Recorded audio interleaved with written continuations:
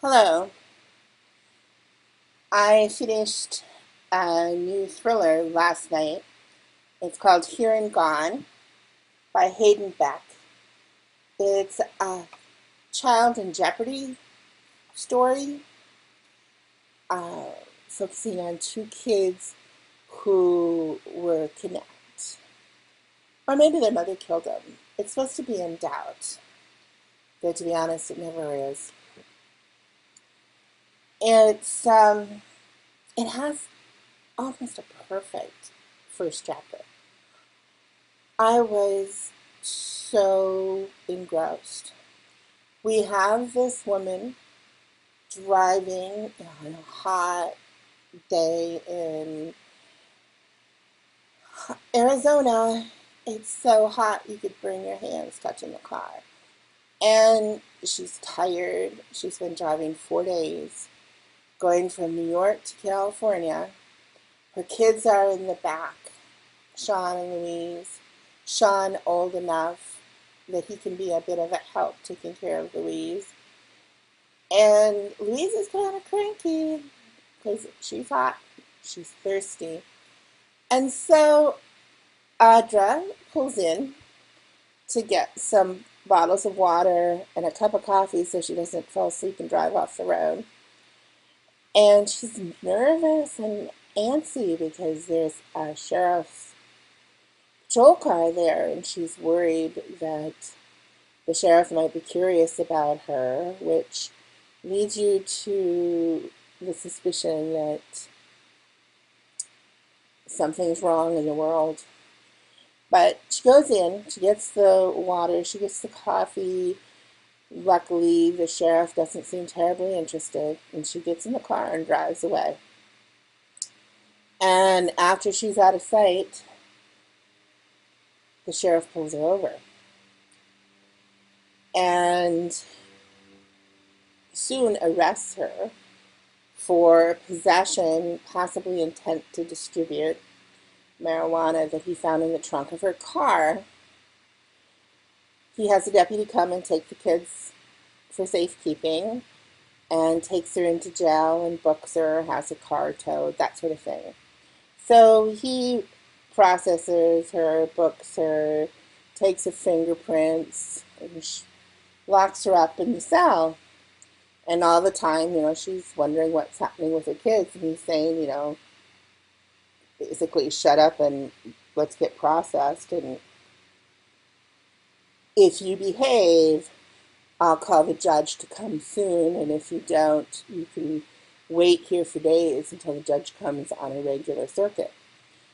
But once she gets in the cell and he shuts the jail cell door on her, and she says, please just tell me where she took my kids so I know they're safe. And he looks at her and he says, what kids? Oh my God, what kids? So then, of course, she freaks out. And she knows immediately that the sheriff and the deputy stole her children. However, the sheriff has a little more credibility than her and calls in the FBI, and she's suspected now of having killed her children between where they ate at their last stop and when he pulled her over. And everyone, of course, is understanding, 4 days on the road. I'm sure you got tired, you must have snapped. They're very sympathetic to the idea she must have snapped, and all she has to do is just tell them where the children's bodies are, because they're certain the children are dead. And like too many police and FBI agents and people in law enforcement, they have absolutely no interest in even checking out her story. It's a very, dog bites man kind of industry. And she's the dog. And they're not going to ever even consider that the sheriff and the deputy might have stolen the children. However, in San Francisco, there's a man who's watching the whole John Benet Ramsey kind of press frenzy over this and recognizing the outline of the story is what happened to his wife and him a few years back when she was driving to her parents and was pulled over, and their daughter was taken. She was accused of the murder and was going to be arrested, but she killed herself.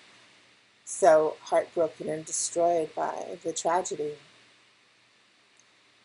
He thinks it's possible that if he can get there in time, he can connect with Audra and the two of them could maybe find out what happened to her kids and he could find out what happened to his. However,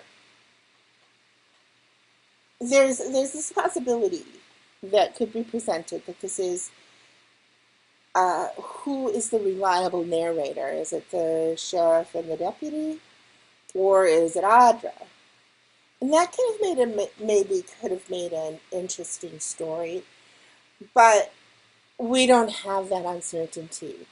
We get to see the forum discussions of the pedophiles who are trafficking children and uh, putting in their money to pay for these stolen kids. It's quite gross. And then there is we know what the sheriff is thinking because we follow him some. And we know how the kids are doing because we follow Sean, who is actually the most interesting character in the book. And I would read a book about Sean. But Audra is kind of a wet noodle.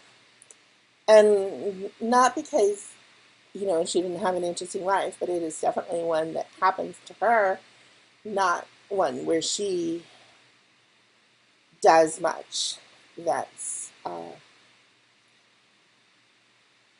worthy, shall we say. Um, the reason she's running is because her ex-husband is an abusive, controlling sociopath who wants the kids only because kids make him look less like a sociopath. But, and he's likely to get them because she's an alcoholic and a drug addict. Prescription drugs, but still a drug addict, and she had a suicide attempt, and she's a mess. The thing is, the way they tell the story, I'm just like, oh, I don't care. Really. Patrick, she's got a little bit of postpartum depression. So Patrick brings home a bottle of wine and sticks it in the fridge. She didn't have a history of alcoholism, but somehow he knew that if he put a bottle of wine in the fridge, she would become an alcoholic. And so she drinks it, and then he buys another one, and she drinks it, and buys another one, and drinks it, and so on. And he brings a doctor to see her when she's not sleeping and in pain and depressed, and so he prescribes drugs that should help her, but of course don't because she's drinking. And it's so pathetic. Sorry, you don't turn into an alcoholic because somebody bought one bottle of wine and then you just kept going. I was just like, no, this is just insulting. And it's equally insulting how she dragged herself out of addiction. Some nun told her after listening to her story, goes, well, your husband's an enabler. And gosh, once she knew that word, that was it. She was going to be better. It was just, that part of it was just for me. So I had no patience for it. And I really didn't feel suspense. This is not a who done it or a where or a how or a why done it. We know where, why, when, who, everything. The only thing we don't know is who lives until the end of the book. And for that, well, you'll have to read the book. It's coming out on July 13th. It's published by Random House. I received an e-galley from NetGalley, and you can find out if you're curious. I don't recommend this book, even though I would. I should be honest. I would read that first chapter 10 times, but I wouldn't read the rest of the book again. That's all for today. Bye.